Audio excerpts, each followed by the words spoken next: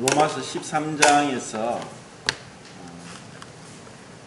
하나님께서 이렇게 말씀하시지 않았다면은 우리가 깨닫지 못하고 또 하나님의 뜻 가운데 행할 수 없었던 그런 진리들이 13장에 있습니다. 로마서가 쓰여진 배경과 또 이 13장에 나와 있는 동일한 원리가 또 베드로 전서에도 나오는데, 그때는 로마 시대였고 또 로마 황제 중에서 가장 악독하기로 유명한 그 네로 황제가 다스렸던 그 시대입니다. 그런 그 시대 가운데서 하나님께서는 사도 바울이나 사도 베드로를 통해서 그 위에 있는 권세에 굴복하라고 말씀을 하십니다. 이것은 우리의 상식과 또 우리 인간의 역사 속에서는 너무나 반대되고 또 맞지 않는 논리인 것 같습니다. 사실 우리 인류의 역사는 반역과 또 불순종과 그리고 혁명의 연속이라고 볼 수 있습니다.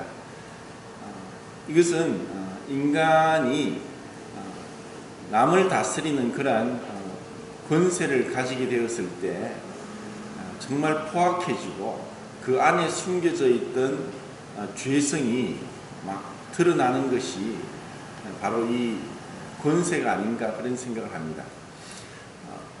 어떻게 우리 사람들이 이 권세에 불순종하고 굴복종하는가? 이것은 처음 아담 이후로 우리 모두에게 내재된 그런 공통된 특성입니다. 흔히 사람들이 생각하기를 불합리하고 또 이치에 맞지 않는 그러한 데 대해서는 충분히 항거할 수 있고 자기의 권리를 주장할 수 있다고 이제 생각을 합니다. 그런데 하나님께서 정하신 이 세상의 그 창조의 원리와 또 지금도 운행되는 이 세상의 모든 원리는 이와 같은 그 순종과 또 권위의 문제라는 것을 볼 수 있습니다. 이것이 무너지면은 사실 모든 것이 무너지는데, 우리 인생은 처음 범죄 때부터 하나님의 권위를 무시했고 하나님의 권위에 불순종했기 때문에 죄가 시작되었습니다. 그것으로 인해서 모든 인류 문제는 정말 치열한 끊임없는 전쟁의 연속이었습니다. 지금 우리나라도 역사학자들이 얘기를 합니다. 5천년 역사를 자랑하지만 우리는 외침을 937번을 받았다고 얘기를 합니다. 그 조정래 씨가 강인하는 것을 들으니까 그렇게 얘기를 하더라고요. 이렇게 끊임없는 외침, 사실 우리가 침략을 하지 않았다고 하지만 힘이 없기 때문이었습니다. 또 평화를 사랑한다고 하지만 우리는 사실 참 연약한 가운데 있었습니다. 이처럼 우리 인류의 역사는 전쟁이 끊임없습니다. 지금 우리가 사는 시대에도 지금 우리 그 모친님들 계시는데, 모친님들 세대는 여러 전쟁을 거쳤습니다. 세계대전도 거쳤고 또 6.25 전쟁도 거치면서 오셨습니다. 그리고 그 전쟁의 참상은 우리가 다 말로 할 수 없습니다. 저도 그러한 전쟁은 알지 못하고 60년대에 태어났지만 그런 사진들을 보면서 얼마나 비참했던가 생각을 합니다. 우리는 지금 그 수양회 한다고 어제부터 예배당에서 자고 또 오늘은 좀 더 편안한 시설에서 잘 수 있을 것인데, 이런 불편한 시설 가운데 있으면서도 사실 집보다는 얼마나 여러 가지 어려움이 많습니까? 그런데 전쟁이 일어나면은 이 모든 게 무너집니다. 우리가 그동안 아무 생각 없이 감사하지 못했던 그 모든 것들이 다 무너져 버립니다. 이것은 우리 속에 하나님으로부터 온 그 질서에 대해서 계속 도전합니다. 그런데 바울과 베드로는 이러한 로마의 네로 황제 아래서 어떠한 그 투쟁도 하지 않았습니다. 그리고 투쟁을 하지 않을 뿐 아니라 그 권세에 순복하라고 말씀하십니다. 그리고 그 말씀대로 바울과 베드로는 순교당했습니다. 이것은 왜 하나님께서 그렇게 하게 하시는가? 우리는 이러한 전쟁이 아니라 일상생활 속에서도 또 어떻게 보면은 가정 안에서도 그리고 교회 안에서도 우리의 내면을 잘 살펴보면은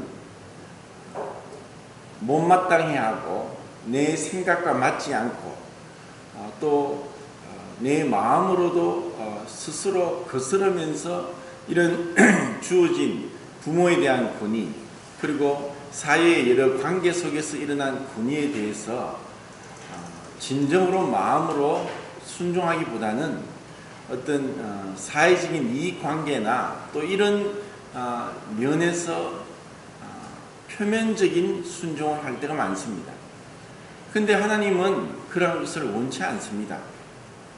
세상은 처세술이 뛰어나고 또 자기의 야망을 이루기 위해서 싫어도 그렇지 않은 것처럼 얘기한다고 합니다. 제가 뭐 얘기 듣기로는 어떤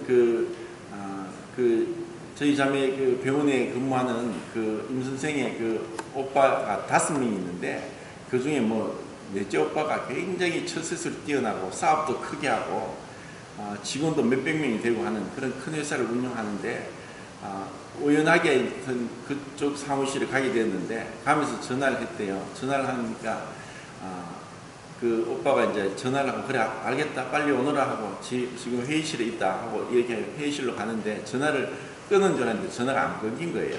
근데 그 오빠는 전화를 끊은 줄 알았는데 나중에 말하기를 그 임직원들 한 50명과 회의하는 중에 내 이복 동생이 지금 온다고 해서 회의를 끝내고 봐야 된다고 이런 얘기를 하더라는 거예요.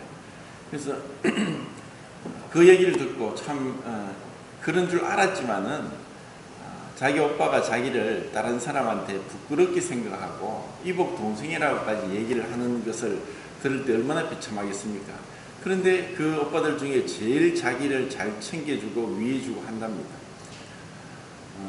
이것은 인간의 이중성에 대해서 어떻게 하든 그 권위에 순종하지 않는 것은 결국 자기를 더 높이고자 하는 교만한 마음 때문에 일어난 것입니다. 결국 문제는 교만이죠. 결국 교만이라는 것은 다른 사람을 사랑하기보다는 자기를 더 사랑하고 자기를 더 내세우는 겁니다. 근데 우리는 구원을 받고 주님의 은혜를 안다고 하면서도 실질적으로 이와 같은 이타적인 아가페 사랑에 있어서 너무나 부족합니다. 머리는 알고 있지만 실질적으로 그렇게 행하지 못합니다. 그것은 어쩔 수 없이 우리가 몸을 가지고 있기 때문이고 이 연약한 몸 가운데 있기 때문에 자신이 배고픔이나 피곤함이나 졸리는 것이나 또 짜증나는 것이나 이러한 것들 가운데 있었다면 사실 다른 사람을 돌아보지 못합니다. 그런데 우리는 완전한 사람이고 우리의 완전한 본이 되시는 예수 그리스도를 통해서 도저히 우리가 따라갈 수 없는 결코 우리가 행할 수 없는 것 같은 그런 위대한 사랑의 본을 주님이 행하십니다. 주님은 사실 그 전능하신 하나님으로서 하나님의 그 권위를 모두 다 내려놓고 사람들 가운데서 정말 보잘것없이 보기에 흠모할 만한 아름다운 외모도 없이 그리고 어떠한 교육도 받지 못했고 가난한 집안에서 사실 태어날 때 그 사관도 없었지만은 그런 곳에 누울 수도 없는 말 귀에까지 나실 정도로 그렇게 가난하게 또 권세 없이 그렇게 주님이 이 세상에 오셨습니다. 그리고 그런 주님께서 우리를 그렇게 섬겨주시고 가르치시고 권능을 행하셨지만 그분은 가장 비참하게 죽으셨습니다. 그리고 주님은 그렇게 십자가에 죽으시면서까지도 우리를 위해서 기도하셨고, 그리고 옆에 있는 죽을 수밖에 없는 죄인인 한 강도를 구원하시기까지 완전한 이타적인 본을 보여주셨습니다. 이것은 우리에게 참 어떻게 우리가 그렇게 할 수 있을까? 도저히 우리로서는 따라갈 수 없는, 행할 수 없는 그런 너무나 높은 이상 가운데 우리를 말씀하시는 게 아닌가, 그렇게 생각할 수 있습니다. 그런데 우리로 하여금 그와 같은 하나님의 말씀, 결국 여기 보시면은 13장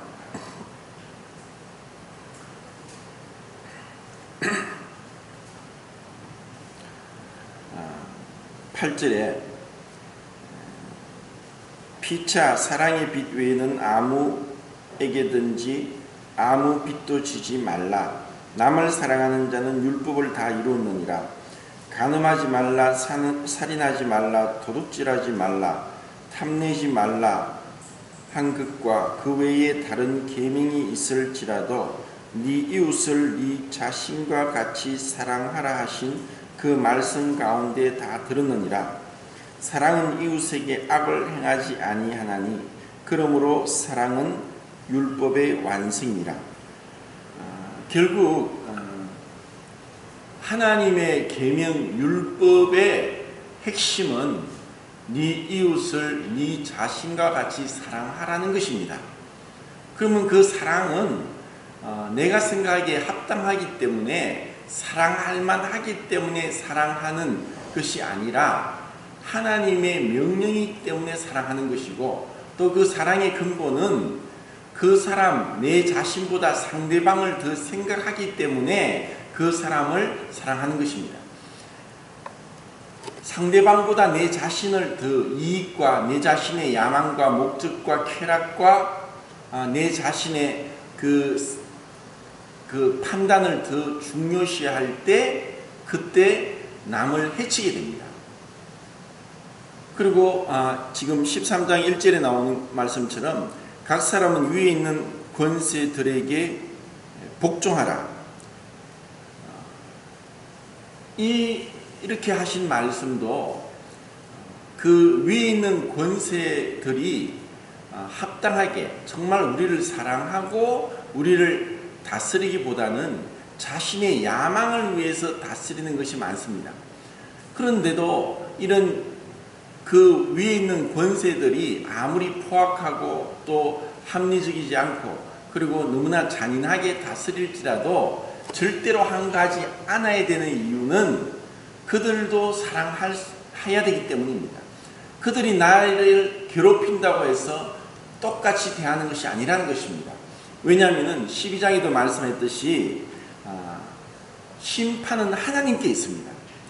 그런데 우리가 이 심판하는 그 권세를까지 우리 자신이 교만하게 그 자리에 올라가고자 하기 때문에 이 권세들에 대해서 복종하지 못하고 항거하게 되는 것입니다. 그러면은 우리가 생각할 때 이제 초대교회 때 이와 같은 끔찍한 그런 그 핍박이 있었는데도 그리스도인들은 너무나 온순한 양과 같이 잡으면 잡히고 끌고 가면 끌려가고, 그리고 네로 황제는 사람에게 온몸에 탈을 뿌려가지고 그것에 불을 붙이면은 다 탈 때까지 그 콜로세움 경기장이 환하게 불타오르는, 인간을 제물로 삼은 횃불로서 연애를 즐겼다고 그 역사가 증명을 하고 있는데, 그런 끔찍한 고난을 당했습니다. 그리고 굶주린 사자들을 밥을 주지 않고 며칠 굶기다가 그 그리스도인들을 끌고 온 데 뜯어먹게 하는 그런 잔인한 일들을 행했는데도, 우리가 쿠바디스라는 그 다만 역사 소설이지만 그 영화를 볼 때 그들이 그냥 사자한테 순순히 뜯겨 죽어가는 것을 봅니다. 그런데도 그들 마음의 입술에 찬양이 있고 미소가 있다는 것은 바로 이런 악을 행하는 자들에게 정신을 차리지 못하게 하는 너무나 위대한 승리를 거두고 있는 것을 봅니다. 결국 하나님께서 우리 인생들에게 이런 끔찍한 역사 속에서 그 순교에 대한 그런 장면들을 우리가 보게 하시고, 또 지금 그와는 너무나 상반되는 사치와 쾌락과 방탕의 시대에 살고 있으면서 우리에게 주시는 그 교훈은 무엇인가? 그때나 지금이나 주님께서 우리 마음을 사로잡고 주님께서 우리를 에게 그 사랑하는 마음을 충만히 부어주지 아니하시면은 우리는 사랑할 수 없는 자라는 것을 알아야 되는 것입니다. 정말 우리가 내 이웃을 내 자신같이 사랑할 수 있느냐? 사실 부족합니다. 저는 사실 내 몸에서 난 자식도 그렇게 사랑하지 못하는 자임을 고백할 수밖에 없습니다. 하물며 자기 몸에서 난 자식도 내가 정말 이 말씀대로 사랑할 수 없다면은 다른 사람을 어떻게 사랑하겠습니까? 사실 불가능합니다. 이것은 어떻게 보면은 우리가 육신을 입고 있는 동안은 너무나 참 거리가 멉니다. 때로는 우리는 교회사를 통해서 위대한 선교사들에 대한 간증도 보게 됩니다. 근데 정말 그런 선교사들이 또 어떻게 보면은 다른 나라에 가서, 오지에 가서, 그리고 기후가 다르고 문화가 다르고 언어가 다른 곳에 가서 자신들이 순교할 정도로 자기 목숨을 바쳤지만, 또 한편으로는 자신의 가족을, 아내와 자식들을 그만큼 사랑할 수 없었다는 것도 우리가 볼 때 드러나는 것입니다. 그렇기 때문에 우리는 이런 부분에서 너무 부족합니다. 그러면 로마서 13장에서 주님께서 우리에게 하시는 말씀은 다섯 번째 계명부터 내 부모를 공경하고, 또 여섯 번째 살인하지 말고, 일곱 번째 간음하지 말고, 여덟 번째 도둑질하지 말고, 아홉 번째 거짓 증거하지 말고, 열 번째 탐내지 말라 하는 그 다섯째부터 열 번째까지 그 여섯 계명만 보더라도 사실 우리는 그것을 지킬 수 없습니다. 그것은 다르게 말하면은 마음 중심에서부터 내 이웃을 내 자신과 같이 사랑할 수 없다는 것입니다. 사랑하면은 그렇게 하지 않는다는 것인데, 실질적으로 진정한 주님의 사랑이 우리에게 이룰 수 없는 너무나 우리 자신 뿌리 깊은 죄성 가운데 있기 때문에 하나님은 우리에게 이런 고난과 핍박을 허락하시지 않는가 생각합니다. 그것을 통해서 주님께서 원하시는 그러한 그릇으로 우리를 만들어 가십니다. 때로는 우리가 생각할 때 좀 더 좋은 환경, 좀 더 많은 능력, 그리고 이 더 좋은 편리함을 원할지 모르지만, 그런 가운데 있을 때 우리 사람은 더 하나님을 사랑할 수 있느냐? 그렇지 못하다는 것이 성경이 증거하고 있습니다. 자, 아담보다도 더 완전하게 죄 없이 어떠한 부족함도 없이 지음을 받은 사람이 어디 있습니까? 근데 그 아담은 하나님께 불순종합니다. 또 하나님은 솔로몬이라는 다윗의 아들을 통해서 이 세상에서 가장 큰 부귀 영화를 누리도록 하셨습니다. 근데 그 솔로몬은 결국은 타락했습니다. 이것이 하나님을 떠난, 그리고 하나님의 마음과 하나님의 은혜가 아니면은 우리의 사람은 누구나 다 스스로 설 수도 없고 그 계명을 온전하게 지킬 수도 없다는 것을 말씀하고 있습니다. 사실 지금 우리는 2000년 전에도 지금 여기 말씀하시면 지금 마지막 때가 왔다, 그렇게 신약 성경에서 계속 말씀하고 있습니다. 우리는 정말 그 시대에 와 있습니다. 그런데 그러한 마지막 시대는 제가 볼 때 초대교회 때와 같은 그러한 큰 하나님의 은혜도 부어주시지만 그 은혜가 부어지는 만큼 큰 핍박도 왔다는 생각을 합니다.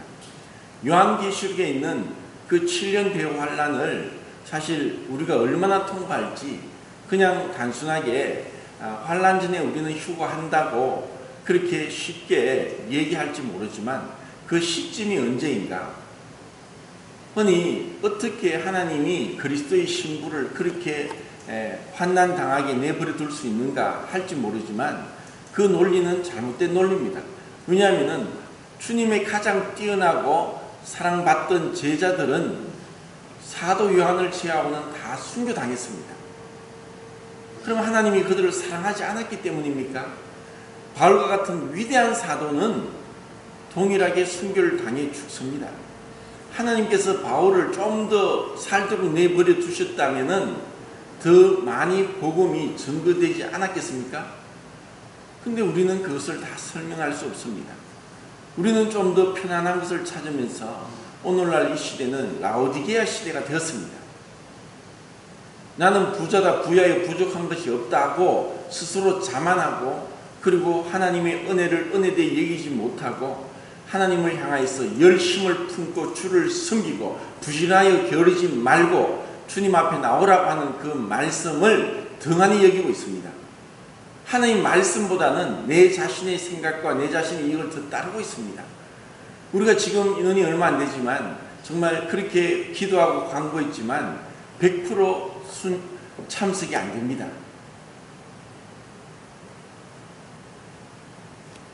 주님을 사랑하는 것은 큰 데 있는 것이 아니라 작은 데 있고 내 옆에 있는 사람을 챙겨주는 데 있고 그리고 함께 모이기를 힘쓰는 것입니다.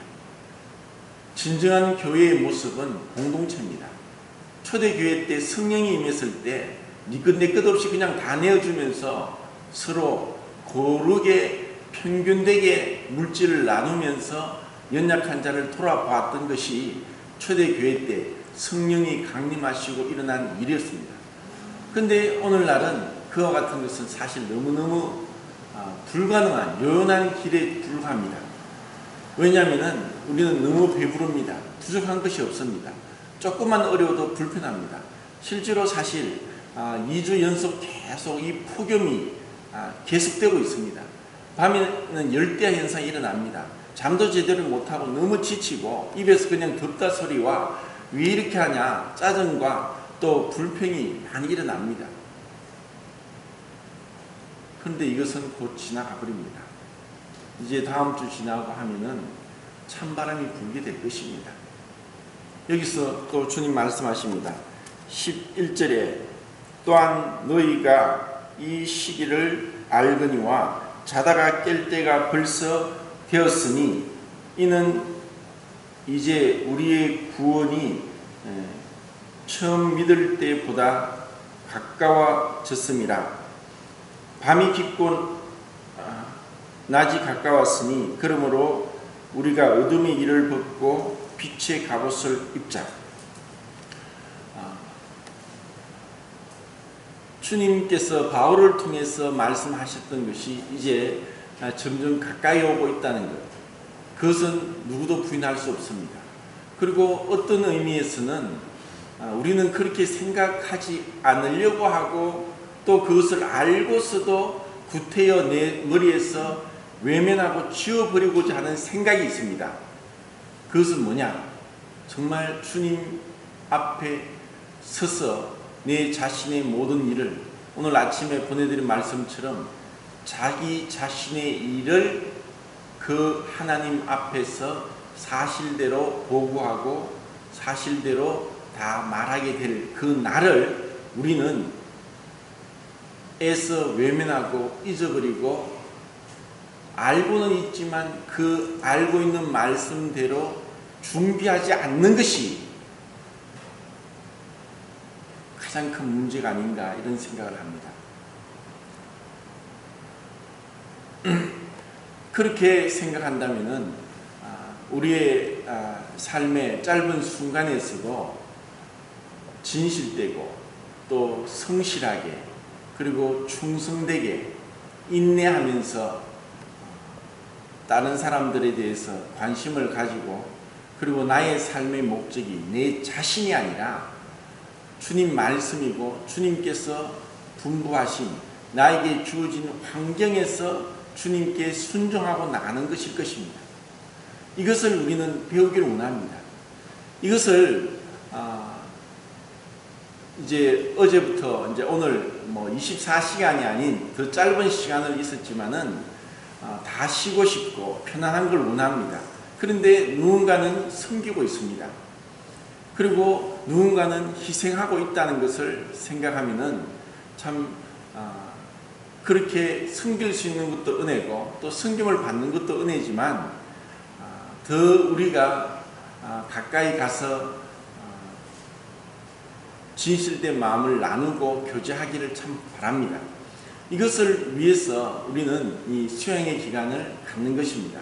단순히 어떤 프로그램이나 이런 것이 아니라 그리고 이제 내일은 하게 될 마이 스토리텔링을 얘기하면서도 어떻게 보면은 그런 얘기들에 대해서 자기 자신도 잘 모르고 또 이걸 안 켰네요. 여기 있으니까 잊어버리고 안 켰네요. 켜놨나?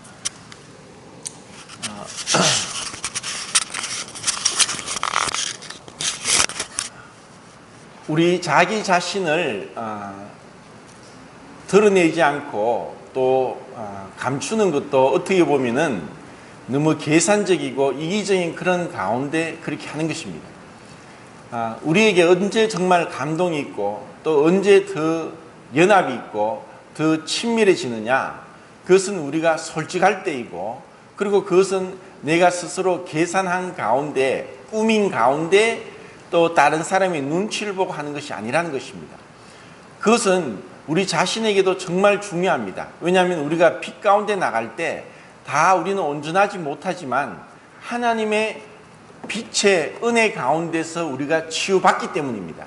우리는 끊임없이 치유가 필요하고 또 하나님의 그 은혜로 우리의 부족한 것이 채워져야 된 것입니다. 그것은 내 스스로도 채울 수 있지만 내가 채우지 못하는 것을 다른 사람에 의해서 채움을 받기도 하고 또 주님께서 그런 은혜 가운데 우리를 축복하셔서 채워주기도 합니다. 그러기 위해서 우리는 자꾸 자기의 생각을 나누고 자기 얘기를 할 필요가 있고 다른 사람들의 얘기를 귀담아 들을 필요도 있습니다. 그런데 저희 경험상 또 우리에게 일어나는 일들 중에 안타까운 일은 참 있는 대로 솔직하게 순전하게 교제하는 것과 남의 얘기를 듣지 못하는 것이 왜일까 그런 생각을 했습니다. 주님께서도 요한복음 1장에서 나다나엘을 보고 하신 말씀이 그렇습니다. 간사한 것이 없다. 주님이 그렇게 칭찬하십니다. 주님은 우리의 마음을 다 알고 계십니다. 그런데 다르게 말하면은 나다나엘 외에 다른 제자들도 나다나엘처럼 간사한 것이 없는 순전하지 못했다는 것을 얘기하고 있습니다. 우리도 사실 마찬가지입니다.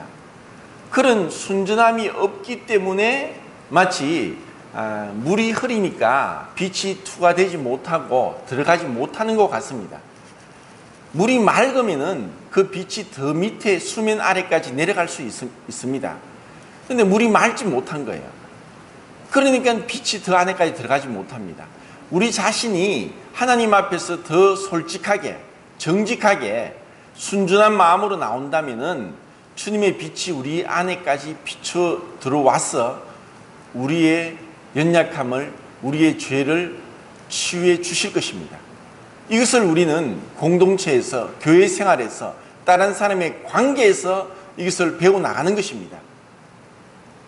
그리고 우리 안에 일어나는 끊임없이 솟구치는 대적하는 마음, 반항하는 마음, 불순종하는 마음, 그리고 남을 무시하고 업신여기는 마음, 그와 같은 것들을 끊임없이 우리는 십자가에 못 박고 주님께서 가신 그 길, 우리가 이를 위하여 부르심을 입었다. 주님께서 그 욕을 받으시되 맞대어 욕하지 않고 고난을 받으시되 위협하지 아니하시고 친히 나무에 달려 그 몸으로 우리 죄를 담당하신 그 길을 따라가기 위해서 우리를 부르셨다. 그래서 불합리하고 또 포악한 권세자들을 향하였을 뿐 아니라 정말 자기 중심적이고 자기 욕심을 챙기고 있는 그런 다른 사람을 향하여서도 그들을 입장해서 그들을 사랑하고 관심을 갖고 섬겨주면은 그것이 주님께서 우리에게 원하시는 것이 아닌가. 이런 초대교회 때 무지막지한 그런 핍박의 시대뿐 아니라 지금도 우리는 동일한 인간성을 가지고 있는 사람들 속에서 때로는 이기적이고 때로는 정말 비판적이고 때로는 남을 쉽게 무시하고 있는, 그리고 자기 잘난 맛에 살고 있는 그런 사람들 속에서 둘러싸여 있습니다. 이 가운데서도 정말 주님이 원하시는 것은 베드로전서에도 그렇게 말했습니다. 까다로운 상전에게도 순종하라. 까다로운 남편에게도 복종하라. 그리할 때 하나님께서 우리가 인내하고 주님을 바라보고 숨긴 그 가운데서 주님께서 우리에게 주님의 사랑을 부어주신다는 것입니다. 그리고 주님의 영광을 받으시는 것입니다. 주체는 내 자신이 아니라 주님이고, 그리고 주님의 말씀대로 다른 사람들에 대한 관심과 사랑입니다. 진정한 우리 가운데 이런 섬김 또 헌신이 나타나길 바랍니다.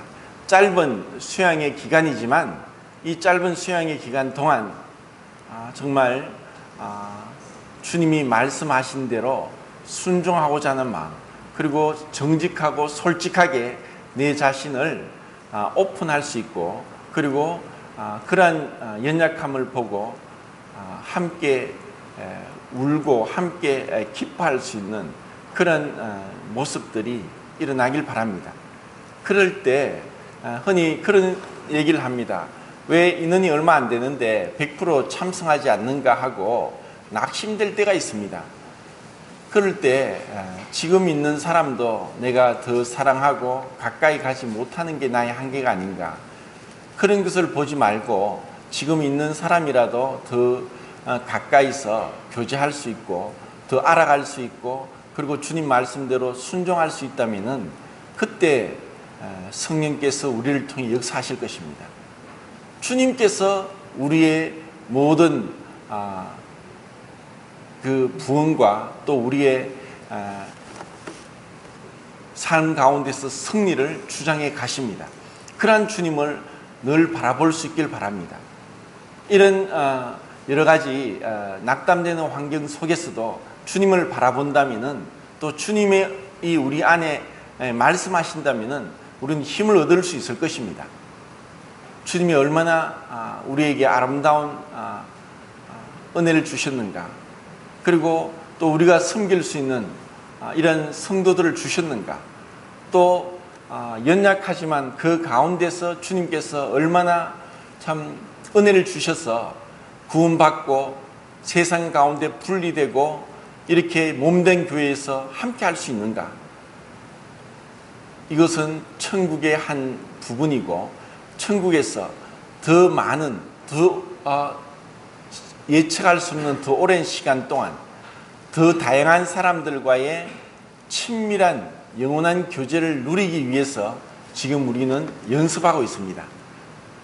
그렇게 아름다운 그런 교제가 계속 이어지길 바랍니다. 마치겠습니다.